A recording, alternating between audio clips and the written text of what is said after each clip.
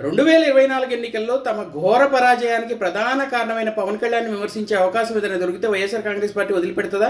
డెఫినెట్గా లేదు.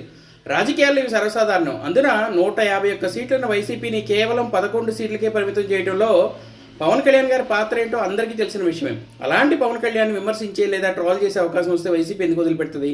కాకపోతే అలా విమర్శించేటప్పుడు కానీ ట్రోల్ చేసేటప్పుడు కానీ అందున నిజానిజాలేంటి, అలాగే ప్రజలు ఎలా తీసుకుంటున్నారన్నది కూడా ఆలోచించుకోవాల్సిన అవసరం అయితే ఉంది. లేకపోతే అది బూమరాంగ్ అయ్యి ప్రజల్లో వైఎస్ఆర్ కాంగ్రెస్ పార్టీ పలచనే అవకాశం ఉంది.